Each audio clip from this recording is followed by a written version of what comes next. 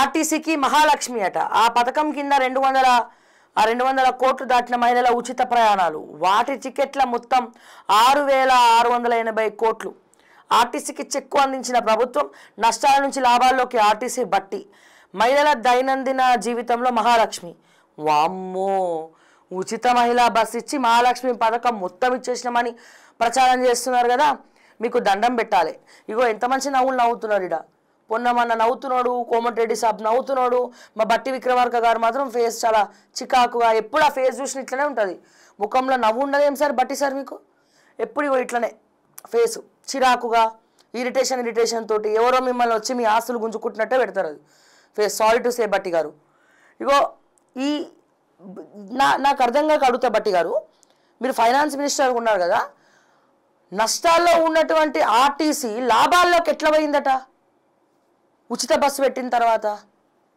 మీకు ఏమైనా తెలిస్తే దయచేసి కొంచెం నన్ను పిలిపించుకొని ఎక్స్ప్లెయిన్ చేయండి. మీరు కానీ సజ్జనార్ గారు కానీ, నష్టాల్లో ఉన్నటువంటి ఆర్టీసీ ఉచిత బస్సు ఇస్తే మీకు లాభాల్లోకి ఎట్లా పోయింది ఆర్టీసీ? అంటే ఆ చెక్కు గవర్నమెంట్ ఇస్తుందనా? ఆ ఖర్చు గవర్నమెంట్ భరిస్తుందనా?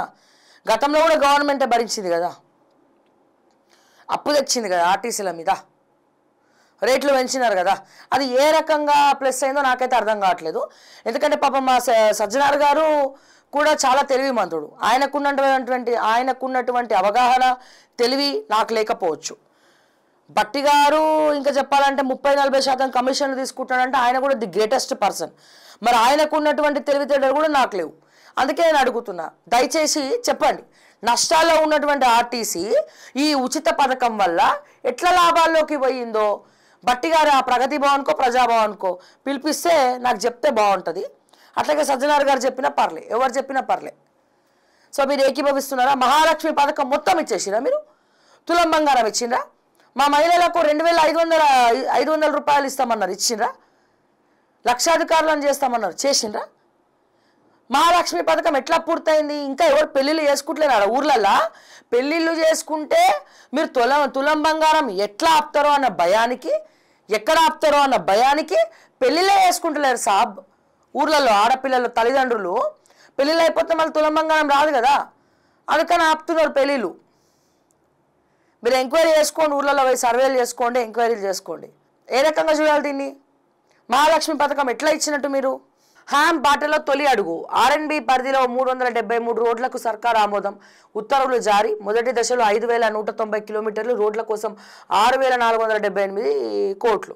జస్టిస్ వర్మ పిటిషన్పై విచారణకు ధర్మాసనం. దాంట్లో నేను భాగస్వామిగా ఉండను. గతంలో ఈ అంశంపై ఏర్పాటైన విచారణ కమిటీలో సభ్యుడిగా ఉన్నందునే సిజేఐ జస్టిస్ బిఆర్ గవాయ్కు వెల్లడి.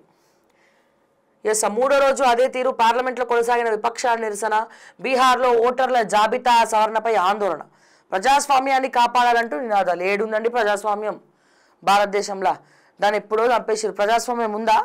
రాజ్యాంగం అంటారు, ప్రజాస్వామ్యం అంటారు, అది కేవలం డైలాగులకే పరిమితం అవుతుంది కానీ ఎగ్జిక్యూషన్లు ఎక్కడ కూడా లేదు. కర్ణాటకలో కాఫీ, టీ అమ్మకాలు బంద్. జీఎస్టీ నోటీసుల నేపథ్యంలో చిరు వ్యాపారుల నిరసన. లక్షల్లో పన్ను కట్టాలంటూ కొందరికి నోటీసులు అందాయని ఆందోళన. సీఎం సిద్ధరామయ్యతో చర్చలు.